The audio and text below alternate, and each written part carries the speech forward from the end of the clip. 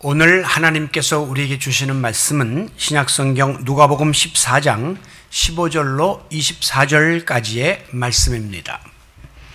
이제 받들어 읽습니다.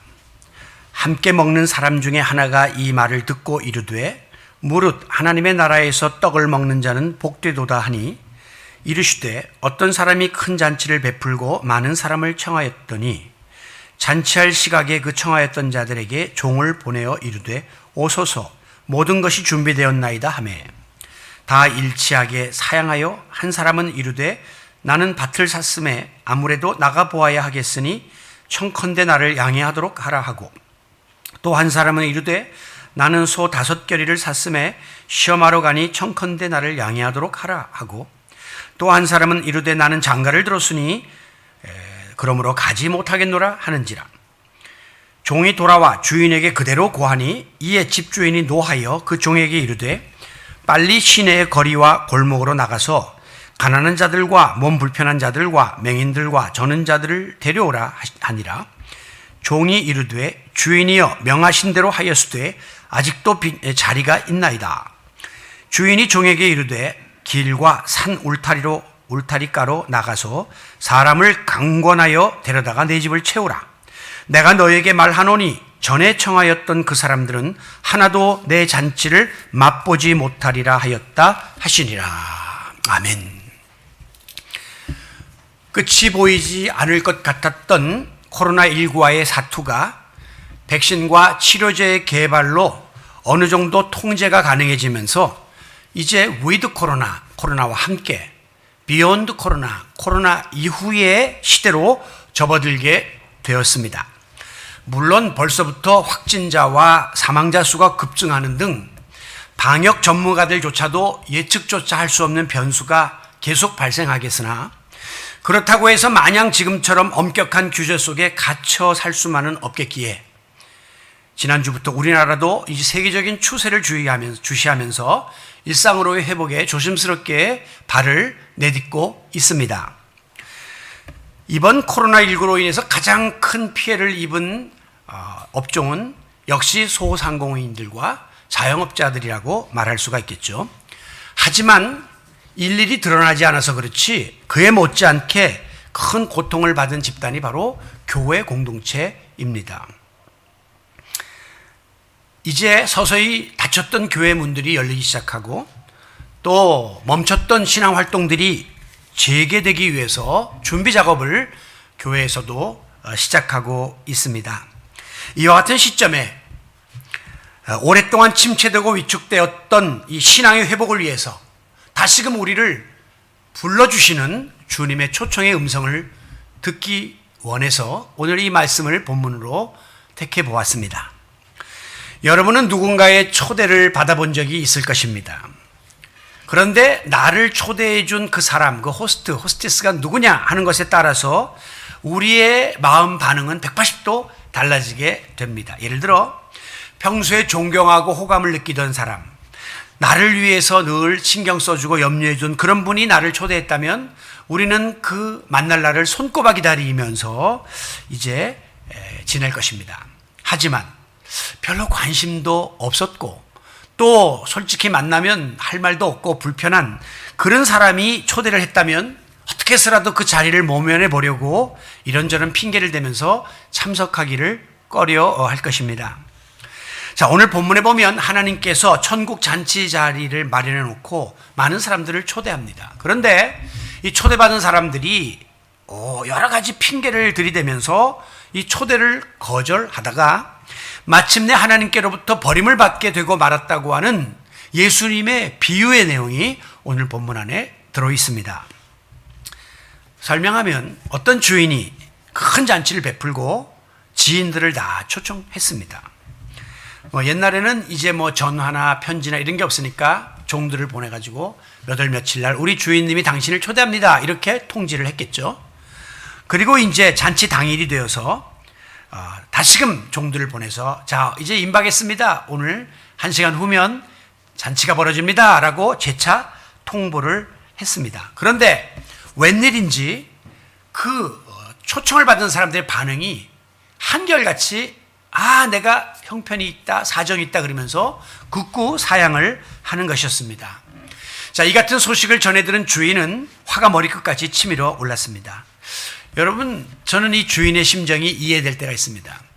우리가 오래전부터, 몇 달 전부터 약속을 잡았습니다.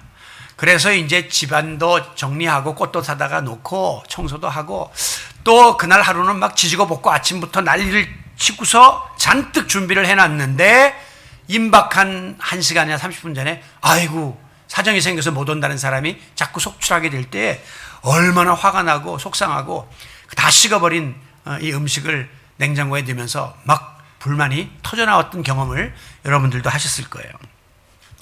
특별히 이 중동 지방은요, 상대방의 초대를 받았는데 내가 한 번도 아니고 두 번째 거절하면 이것은 나랑 싸우겠다고 선전포고를 하는 것처럼 여겼습니다. 주인은 이미 오래전에 이 잔치에 참석해 달라고 상대를 초대한 거예요. 갑자기 오라고 한 게 아니라 오래전에 초대하고 오늘 본문은 이제 당일날 약속 날짜가 되어서 종들을 보내서 다시 한번 확인을 시켜주는 그런 과정을 겪고 있는 건데 놀라웠게도 막상 하는 대답은 내가 못 간다 라고 다 불참을 선언하니까 이것은 중동의 관습에 의하면 선전포고예요. 나 싫다 그래요. 나랑 싸우겠다 이런 의도니까 얼마나 큰 모멸감을 느꼈겠습니까?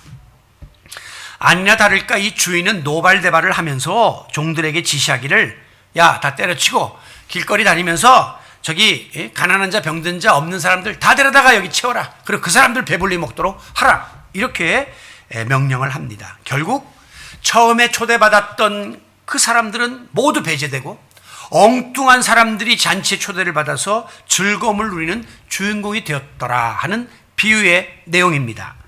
이것은 그야말로 주객이 전도된 역전된 상황이 펼쳐지게 된 것이죠.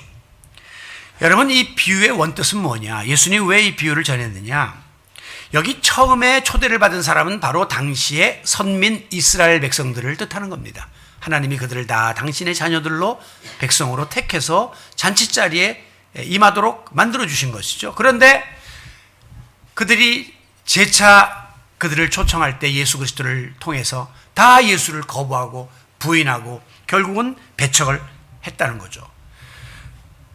그 결과 어떤 일이 벌어졌느냐? 오히려 초대받지 않았던 이방인들, 엉뚱한 사람들이 예수를 믿고 다 하나님 나라의 백성이 되어 이 잔치자리를 누리는 특권의 자리에 나가게 됐다 하는 사실을 예수님이 일깨워주면서 이 비유를 드신 겁니다. 여러분, 지금 이 순간에도 우리 주님은 당신의 자녀들을 초청하고 계십니다. 마태복음 11장 28절에 보면 수고하고 무거운 짐진 자들아 다 내게로 오라 내가 너희를 쉬게 하리라 이렇게 말씀했죠. 자, 왜 주님이 지금 우리를 부르시느냐? 너희들 코로나19의 이 어려운 상황을 헤쳐나가면서 얼마나 많은 무거운 짐들을 지고 힘들게 살고 있느냐? 내가 너희들의 모든 영육간의 문제를 풀어줄 테니까 그 무거운 짐들을 대신 져줄 테니까 내게로 오라. 이렇게 오늘도 주님은 우리를 부르고 계십니다. 오늘 이 자리에 나오신 분들은 그 같은 주님의 부름에 응답해서 이른 아침부터 준비하고 마음 준비를 갖추고 하나님 전에 나오신 것이니까 복받은 자들이죠. 우리가 이 예수님의 부르심을 가만히 살펴보면 주님의 부르심에는 어떠한 차별이나 조건이나 편견이나 제한이 없다라고 하는 것을 발견하게 됩니다. 우리가 대부분 사람을 초대하면 선입견이 있잖아요. 내가 원하는 사람, 내가 좋아하는 사람, 또 나랑 통하는 사람만 초대하는데 우리 주님은 그러한 차별과 편견이 없이 당신의 자녀들을 부르십니다. 16절 어떤 사람이 큰 잔치를 베풀고 많은 사람을 청했다. 많은 사람이라고 하는 이 말씀이 바로 그 같은 주님의 심정을 표현하고 있는 부분입니다. 하나님의 뜻은 최대한 많은 사람, 한 사람이라도 더 구원받아서 천국 백성이 되는 것을 원하고 계신다는 것이죠. 어떤 사람은 말하기를 아니 말세가 온다 주님의 심판의 날이 온다 하는데 왜 지금 2000년이 지나도록 아무 소식이 없는가? 이렇게 반문하는 사람이 있는데 여러분, 주님의 마음을 몰라서 그래요. 우리 주님은요, 한 영혼이라도 더 구원받고 심판에 이르지 않게 하기 위해서 오늘도 심판의 날을 늦추고 계시는 거예요. 오늘도 그 재림의 날을 늦추고 계시는 것입니다. 그 같은 주님의 심정을 읽을 수 있는 성경 구절이 바로 디모데전서 2장 4절이에요. 하나님은 모든 사람이 구원을 받기를 원하신다 그랬어요. 모든 사람이 구원받기를 원하고 계신다.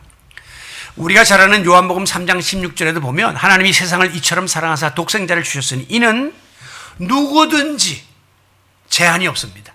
뭐 유대인만 되고 뭐 이방인 안 되고 이게 아니란 말이에요. 뭐 부자만 되고 가는 사람 안 되고 뭐 이런 게 아니란 말이죠. 누구든지 어떤 사람이든지 다 예수를 믿기만 하면 멸망치 않고 영생을 얻게 하려고 하시는 뜻을 지니고 계십니다. 우리 하나님은 모든 사람을 사랑하시고 모든 사람을 잔치자리로 부르신다는 것이죠. 오늘 이 자리에 있는 우리들은 엄밀한 의미에서 천국 백성의 잔치자리에 청함을 받을 자격이 없는 사람들입니다.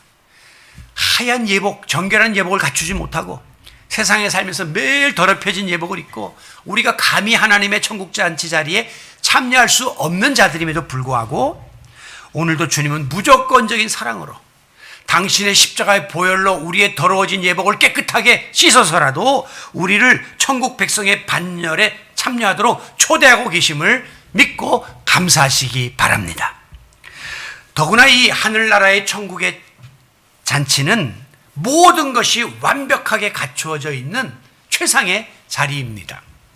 17절에 보면 잔치할 시각에 그 청하였던 자들에게 종을 보내어 이르되 오소서 모든 것이 준비되었나이다. 완벽하게 갖추어져 있나이다 라고 전합니다. 최상의 잔치를 준비했다는 것이죠. 왜? 우리 하나님은 완전하신 분이고 실수가 없으신 분이기 때문에 빈틈없이 완전한 잔치자리를 만들고 우리를 부르고 계십니다. 즉 우리 각자에게 필요한 모든 것들을 너무나도 잘 알고 계시기 때문에 우리를 도매금으로 부르는 게 아니라 오늘도 여러분 개개인에게 필요한 은혜를 예비하시고 맞춤형 축복을 주시기 위해서 여러분들을 이 자리에 부르고 계십니다.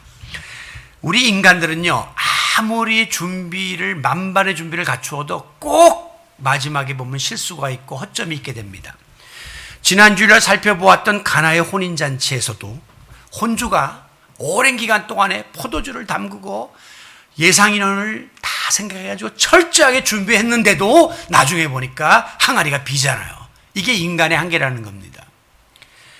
여러분, 우리가 이 우주선을 하나 쏠려면요, 몇 조의 돈이 들어가고요, 수만 명의 과학자들과 인력들이 동원되고요, 그리고 적어도 5년에서 10년 동안 이 프로젝트를 준비해야 순식간에 3, 2, 1, 0 팍 하면서 우주로 로켓가 올라가요. 그런데 이 아무리 뛰어난 과학으로 이 로켓을 만들어도 이 로켓가 중간에 우주선이 폭발할 가능성이 있는데 그게 10만 분의 1이라고 합니다. 10만 분의 1의 실패 가능성을 과학자들이 가지고 있어요. 그런데 오래전에 미국에서 챌린저라고 하는 유인 우주선을 띄웠는데 그게 불과 발사된 지 1, 2분 안에 하늘에서 팍 하고 터지는 그런 광경을 모든 인류가 보았습니다. 야, 사람이 아무리 많은 물자를 투입하고 놀라운 과학력을 동원해도 인간에게는 실수가 있는 유한한 존재임을 보여주는 사건이었어요. 저는 그때 그 우주선의 이름이 챌린저라고 하는 이름 자체가 좀 잘못돼요. 도전자예요. 물론 우주에 도전한다는 거겠지만 약간 바벨탑 느낌이 난다. 하나님에게 도전하는 그런 인간의 모든 행위는 한순간에 터질 수 있다는 것을 보여줍니다. 그러나 우리 하나님께서는 오늘 부른 찬송처럼 완전하신 우리 하나님이십니다. 실수가 없으신 주님이십니다. 그렇기 때문에 그 무엇 하나도 모자람이 없이 완벽하게 갖추어 놓고 우리를 부르고 있다는 거죠. 즉 우리에게 필요한 것을 아시고 그걸 채워주시려고 부르고 계시다는 겁니다. 우리가 처한 상황을 아시고 그거 해결해 주려고 부르고 계시다고 하는 이 사실을 믿고 오늘 우리가 이 주님의 초대에 응하기만 하면 하나님께서 예비하신 놀라운 복이 우리 가운데 임하게 됨을 믿으시기 바랍니다. 이게 Amazing Grace, 놀라운 축복이에요. 놀라운 은혜예요. 잔치자리에 참여할 자격도 없는 나를 불러주시고 내게 필요한 모든 것을 아시고 완벽한 준비를 갖추고 우리를 불러주고 계시기 때문입니다. 자, 그런데 문제는 우리 인간에게 있습니다. 하나님의 영광스러운 초대를 받았음에도 불구하고 오늘 본문 속에 나오는 인물들처럼 우리는 주제넘게 주님의 부르심을 우습게 여기고 소홀히 여기고 거절하며 불순종하기 때문이죠. 18절 상반절에 보면 초대를 받은 사람들이 다 일치하게 사양하여 그렇게 기록했습니다. 이상하게 한결같이 모두가 다 거절을 했습니다. 여기 사양이라고 하는 말의 원어의 뜻은 핑계를 대며 그런 뜻이에요. 핑계라는 말은 뭐냐면 사실은 그렇지 않은데 약간 거짓으로 돌려대면서 피하는 것을 핑계라고 합니다. 즉 자기 자신의 안위를 위해서 하나님의 부르심을 외면하는 잘못을 범했던 것이죠.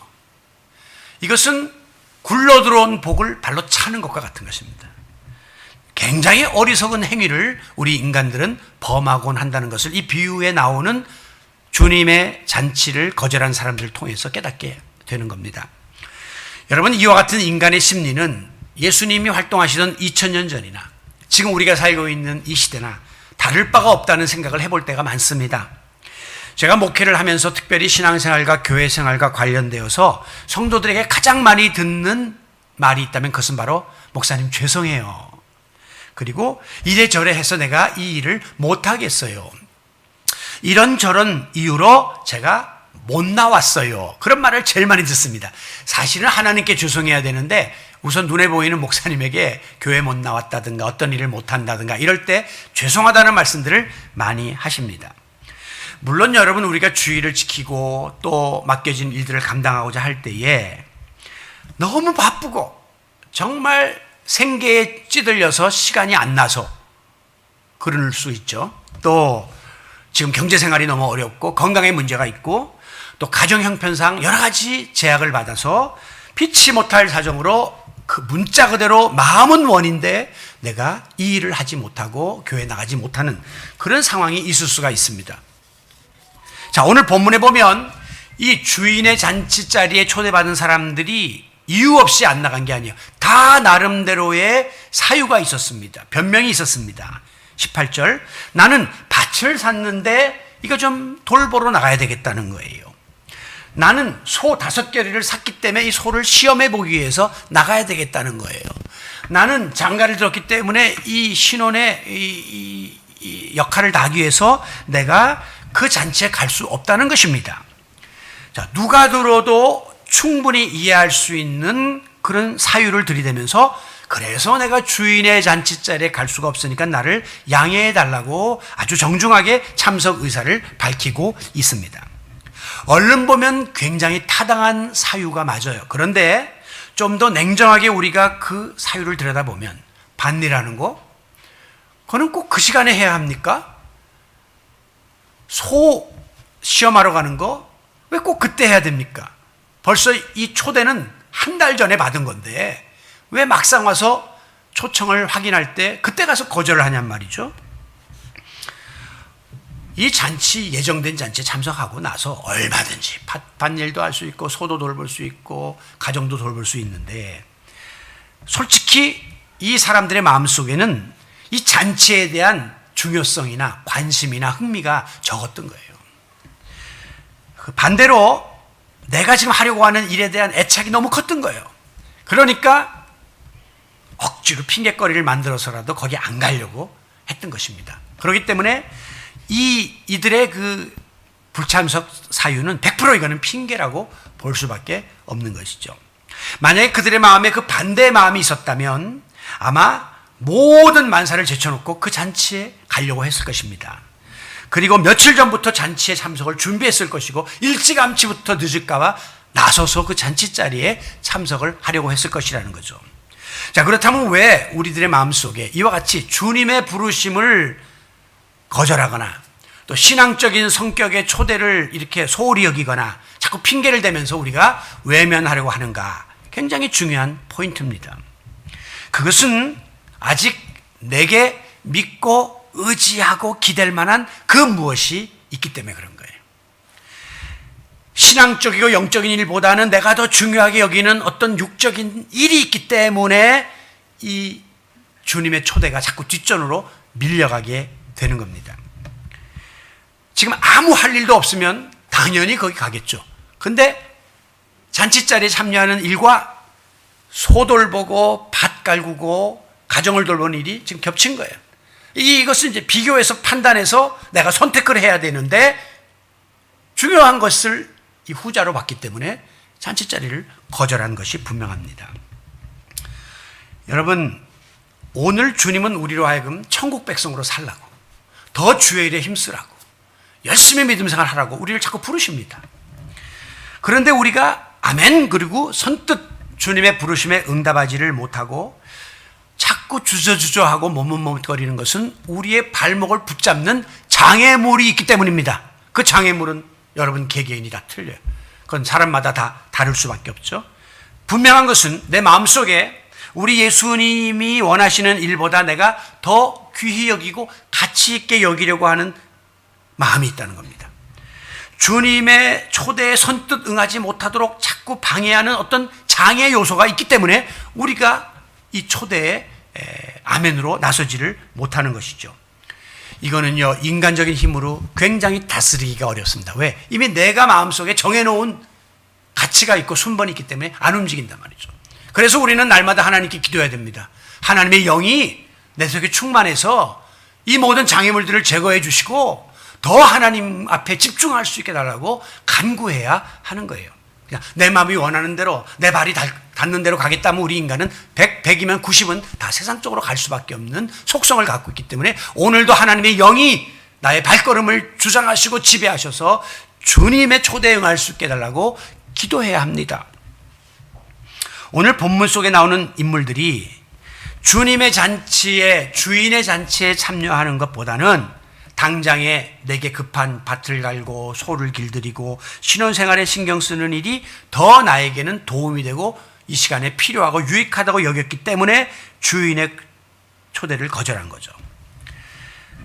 여러분, 핑계가 없는 무덤이 없다. 핑계거리가 많은데 핑계가 없는 무덤이 없다는 말은 뭐냐면 여러분이 공동묘지에 가서 거기 누워 계신 분들에게 물어보세요. 어떻게 하다 여기 왔습니까? 그러면 어떤 사람은 나는 큰 사고를 당해서 여기 왔습니다. 어떤 사람은 나는 죽을 병이 걸려서 여기 왔습니다. 어떤 사람은 내가 나이 먹어 늙어 여기에 왔습니다. 저기 계신 분 아무 말씀도 안 하는데 어떻게 오셨습니까? 나는 숨이 안 쉬어져 갖고 왔습니다.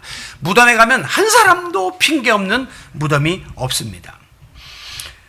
만약에 내 마음이 그 사람이나 그 일에 대해서 멀어져 있다면 아무리 가머니설로 그 사람을 설득하고 무슨 수를 써도 절대 그 사람 안 만납니다. 그 일 안 합니다. 왜? 이미 마음이 굳어져서 저쪽으로 가 있기 때문에. 반대로 내 마음이 그 사람과 그 일에 꽂혀 있다면 누가 말려도 나는 그 사람 만납니다. 그리고 시간을 내서라도 그 일을 하려고 덤벼들 것입니다. 이것이 바로 인간의 심리예요. 신앙생활과 교회생활도 마찬가지입니다.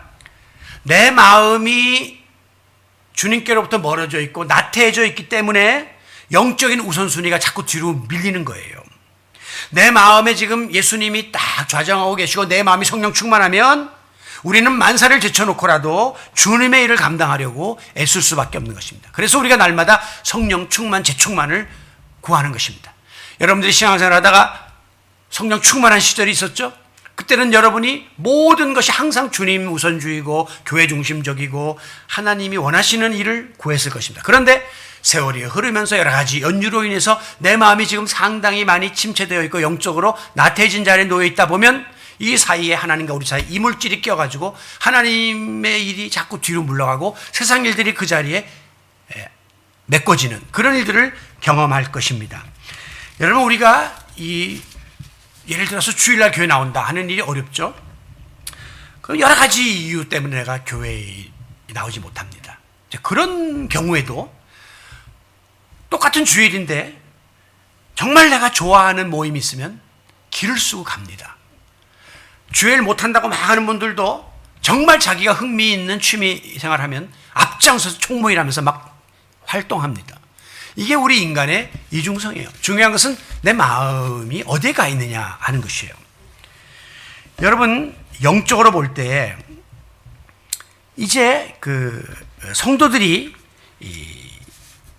하나님의 부르심 앞에 자꾸 이렇게 핑계를 대고 이제 이렇게 발을 빼고 이러는 것은 삶의 우선순위의 문제예요. 우리에게는 다 누구나 삶의 우선순위가 있습니다. 여러분이 지금 정해야 할 우선적인 일이 있고 뒤로 밀리는 일들이 있는데 여기에 있어서 영적인 일이 뒤로 밀리고 있다는 겁니다. 과거 IMF 때에 많은 국민들이 경제적인 어려움을 겪었습니다. 교회도 어려움을 겪었습니다. 그러면서 이제 가계 지출을 조정해야 될 그런 시점에 이르게 되었을 때 대부분의 가정들이 어디에서 지출을 줄였냐면 이제 외식비, 밖에 나가 사 먹는 거 줄이는 거예요. 그 다음에 문화생활비, 뭐 어디 음악회 가고 영화 보고 이런 거 안 해도 좀 줄이는 거예요. 그 다음에 이제 유흥비, 놀러 가고 뭐 여행 가고 이런 것도 줄이는 거예요. 그 가운데서도 우리나라 사람들이 절대 손을 안 댄 부분인데 그게 바로 자녀 교육비입니다. 그 과외비 이런 거 절대 줄이지 않았어요. 왜 그러냐? 이 아이들을 교육하고 공부시키는 일은 이건 단기간에 해결될 문제로 장기로 내다본 겁니다. 멀리 내다보고 자녀 교육비는 손대지 말고 못 먹더라도 못 입더라도 애들 공부는 시키자. 왜? 마음의 우선순위가 거기에 먼저 가 있었기 때문입니다. 그런데 이제 여러 항목이 나와요. 어디서부터 줄이겠습니까? 그런데 놀라웠게도 그 상위권의 1, 2, 3위 안에 들어가는 항목이 교회 헌금을 혹은 종교 집단에서 내는 헌금을 줄이겠습니다 하는 항목이 나온 적이 있습니다. 이런 거죠. 하나님은 아실 거야. 지금 너무 어려운 이 경쟁편을 아시니까 딴 건 몰라도 이건 줄여도 내가 안 내겠다는 게 아니라 다음에 좋아지면 낼 거니까 하나님은 아실 거야. 이렇게 우리가 자위하면서 아마 헌금을 줄이려고 했을 것이에요. 여러분, 그만큼 오늘 우리 현대 그리스도인들의 마음속에는 이 실질적인 생활 속에서 신앙생활이 이전보다 많이 뒷전으로 물러가고 있다는 증거입니다. 자녀 교육보다도 뒷전으로 물러가고 있는 거죠. 자녀 교육은 잘 시키면 내 앞날에 축복이 직접적으로 있다고 생각하기 때문에 투자를 하는 것이지만 신앙생활은 그보다 앞으로 천국 가서의 일이니까 뒤로 자꾸 빠져나가는 겁니다. 우리가 툭하면 30년 전에 20년 전에 한국교회가 불같이 일어났던 부흥의 시대를 그리워합니다. 그때는요 우리의 생활 패턴이 단순했어요. 그렇기 때문에 항상 교회 중심 하나님 중심이었어요.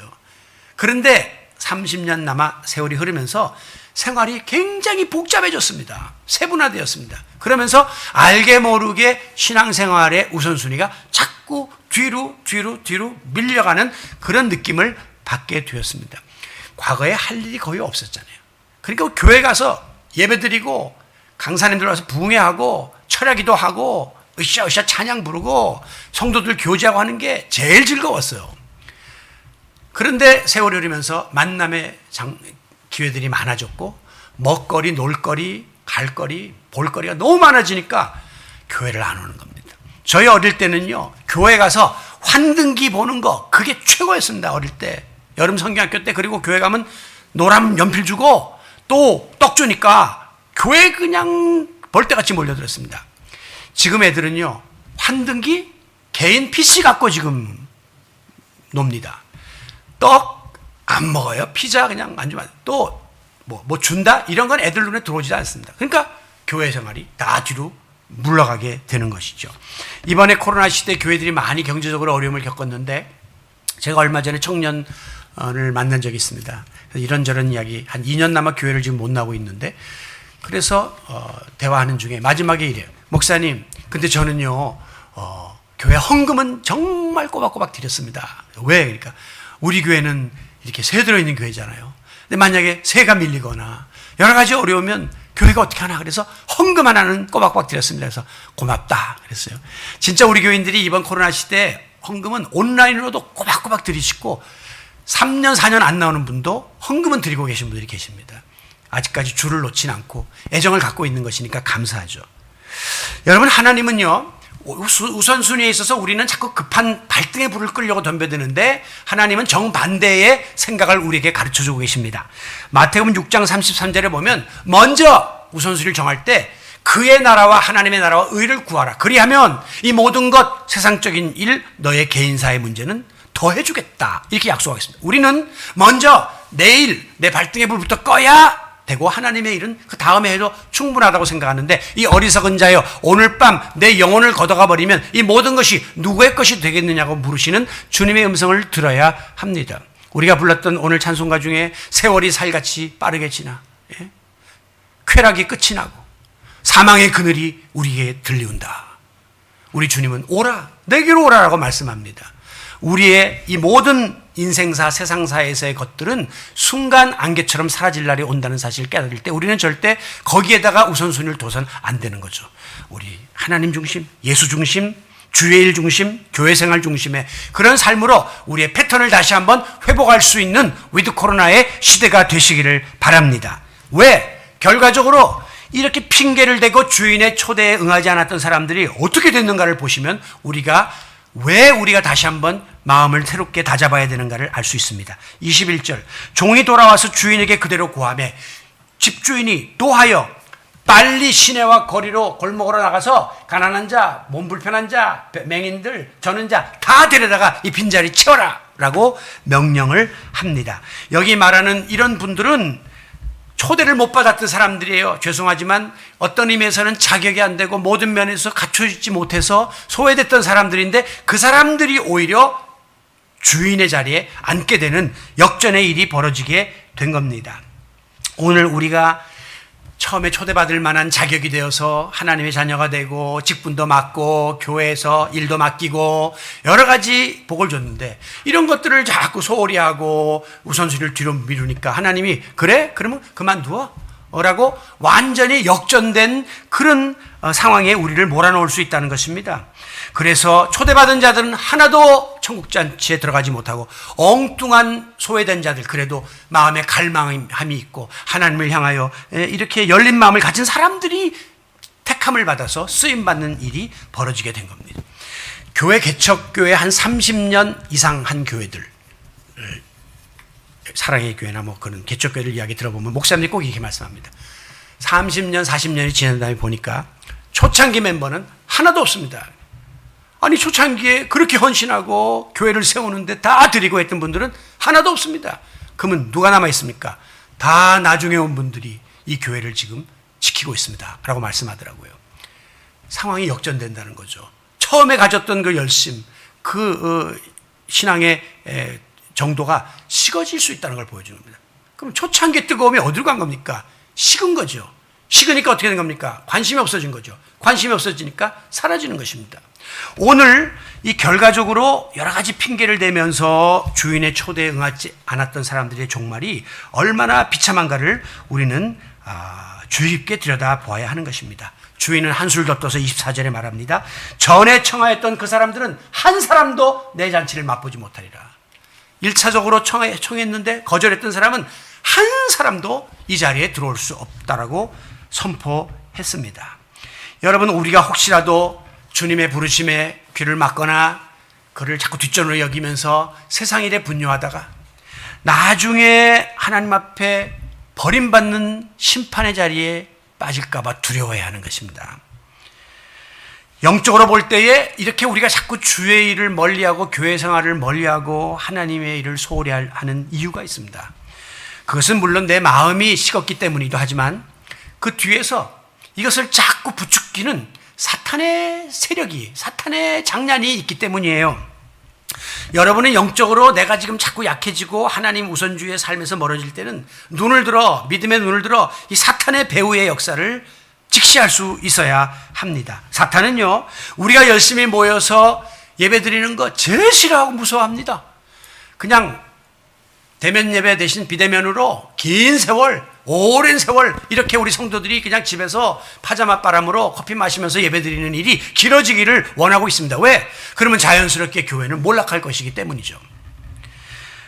우리가 모여서 주의 일을 하고 말씀 공부를 하고 기도를 하고 이렇게 하는 것을 사탄은 제일 싫어합니다. 왜? 자기의 영역이 줄어들기 때문입니다. 그래서 사탄은 이리저리 별 모양을 통해서 방해 공작을 펴고 있는 거예요. 베드로전서 5장 8절에 보면 근신하라 깨어라 너희 대적 마귀가 우는 사자와 같이 두루다니며 삼킬 자를 찾고 있다라고 했습니다. 믿는 사람이라도 실족해 하려고 그냥 사자가 배고파서 먹거리를 찾는 것처럼 오늘 물어서 실족시킬 우리 성도들을 눈을 부라리고 찾고 있다는 거예요.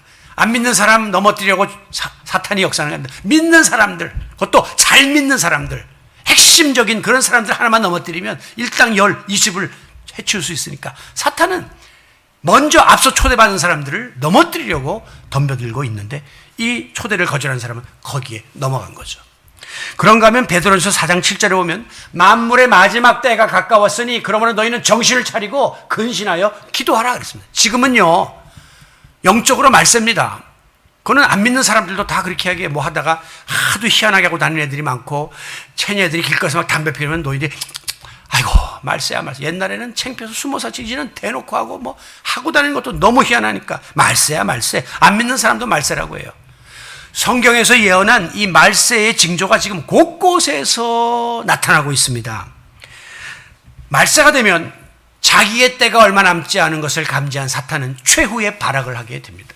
왜? 하나님의 심판의 날이 오면 사탄의 모든 사역은 끝장이 나기 때문에 그냥 수단 방법을 가리지 않고 이렇게 우리들을 유혹하려고 덤벼드는 거예요. 그러므로 우리는 늘 영적으로 깨어서 근신하고 기도하며 때를 직시하고 그리고 성령 충만으로 이 사탄의 시험에 빠지지 않도록 대적해야 할 것입니다. 오늘 말씀을 마무리합니다.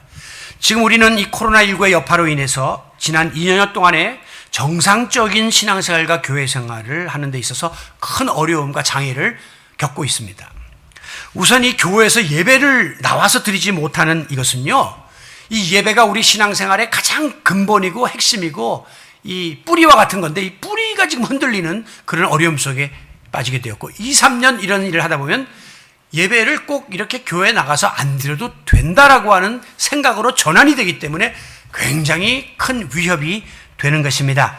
우리가 속해 있는 통합측 총회가 2021년 한국교회 코로나19 추적 보고서를 냈는데요. 지난 한 해 동안에 우리 교단에서만 코로나 때문이 아니라 재적 인원이 11만 명이 감소했다는 것입니다. 한 교단에서 1년에 11만 명이 빠져나갔다는 것은 어마어마한 손실입니다.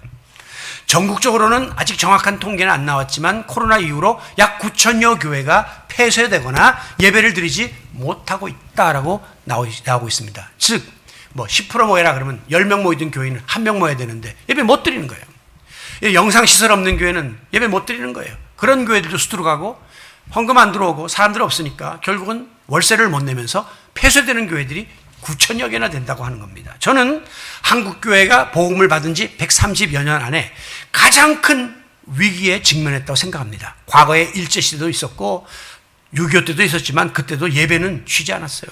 더 기도했고 더 하나님 앞에 매달렸죠. 그러나 지금은 아주 합법적으로 모든 것이 다 이렇게 일률적으로 교회 문을 닫아야 되고 예배를 못 드리는 일들이 벌어지고 있지 않습니까? 이것은 넓게 볼 때 굉장히 큰 교회의 위기고 신앙의 위기입니다.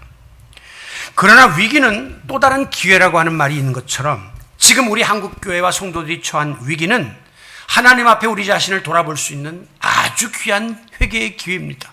그동안 너무 지나친 물량주의, 모이는 거, 또 숫자, 물질 이런 데 집착했던 우리로 하여금 모든 것이 텅 빈 6천석의 교인 19명 모여서 예배드릴 수도 있다 하는 것을 보여주는 아주 큰 경고입니다. 그리고 오늘 우리에게 하나님 앞에 더 가까이 나오지 않으면 이것보다 더 무서운 재앙이 우리에게 임할 수 있다는 것을 깨우쳐 주시는 마지막 기회다 하는 사실을 명심하고 우리가 이 코로나의 위기를 기회로 극복해 나가는 지혜로운 성도 여러분들이 되시기를 바랍니다. 성도 여러분, 오늘도 하나님께서는 여러분의 이름을 일일이 부르시면서 내가 준비한 이 천국 잔치 자리에 오라고 부르고 계십니다. 우리를 초청하고 계십니다. 그곳은 모든 것들이 가장 완벽하게 준비된 곳입니다. 여러분의 형편에 가장 적합한 맞춤형 축복을 예비하시고 오늘 하나님은 내 앞으로 오라고 우리를 부르고 계십니다. 이사야 55장 6절에 보면 너희는 여호와를 만날 만한 때에 찾으라. 가까이 계실 때 그를 부르라. 목사님 나와야 돼. 여호와를 만날 만한 때에 찾아야 되고 가까이 계실 때에 불러야 된단 말이에요. 만날 만한 때가 아닌데 부르면 헛수고가 되고 멀리 계시는데 부르면 헛수고가 됩니다. 그러면 언제가 하나님 만날 때냐? 우리 부모님들이 자식에게 언제 가까이 가느냐? 평상시에는 퉁명스럽고 관심 없어 보이던 아버지도요, 우리 애가 지금 큰 고민에 빠지고 진로에 일생일대 어려움이 있으면 아버지가 가까이 갑니다. 말 겁니다. 그리고 필요한 거 뭐 없냐고 물어봅니다. 그리고 그 이야기 들으면 고민에 빠지죠. 야, 이걸 내가 어떻게 해주나? 그러다 마지막에 어떤 결론 내립니까? 여보, 집 팝시다. 이거 좀 반해서 해줍시다. 어려운 위기가 되면 가까이 와서 들어주세요.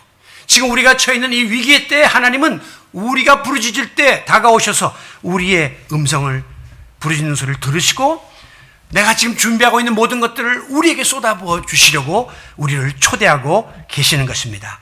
지금 여러분이 처해 있는 현실이 핑계를 댈 수밖에 없고 여러 가지 부르심에 선뜻 응답할 수 없는 어려운 상황에 놓여 있다 할지라도 여러분의 마음이 우리 주님을 향하기만 하면 우리는 이 모든 장애물을 이겨낼 수가 있습니다. 그리고 내 마음이 주님 중심으로, 교회 중심으로, 신앙생활 중심으로 더욱더 새롭게 결단되어질 수 있다는 사실을 믿으시기 바랍니다. 아무쪼록 우리가 지나치게 세상 일에 얽매여서 주님이 허락하시는 이 회복의 기회를 외면하면 우리는 천국 잔치의 자리에 초대받았으나 마지막에 들어가지 못하는 불행한 존재가 될 수 있다는 사실을 깨닫고 오늘도 가장 좋은 것들을 완벽하게 갖추시고 우리를 불러주시는 주님의 부르심 앞에 아멘으로 응답함으로 이제부터 다가올 이 코로나 이후의 시대에 하나님이 베풀어 주실 놀라운 은혜와 복을 마음껏 받아 누리는 성도 여러분들이 되시기를 천국의 주인 되시는 예수 그리스도의 이름으로 축원합니다. 존귀하신 아버지 하나님, 오늘도 우리를 불러주시고 말씀을 깨우쳐 주시니 감사합니다. 주님의 부르심은 여러 가지 형태로 우리 가운데 들려지지만 우리는 또 여러 가지 유형으로 핑계를 대면서 그 부르심을 거절하고 사양하며 빠져나가려고 할 때가 얼마나 많았는지요. 오늘 이 하나님의 말씀 앞에서 나 같은 죄인을 불러주시고 모든 것을 완벽하게 갖추고 계시는 주님이신데 내가 왜 이 잔치자리를 거절했는지 철저하게 자신을 돌아보고 회개하게 하시며 나의 삶의 우선순위를 하나님 중심으로, 교회 중심으로 되돌려서 우리 주님이 예배하신 이 천국잔치의 주인공이 될지언정 초대받았으나 마지막에 버림받는 자가 되지 않도록 주여 우리에게 은혜를 베풀어 주시옵소서. 예수님의 이름으로 기도하옵나이다. 아멘.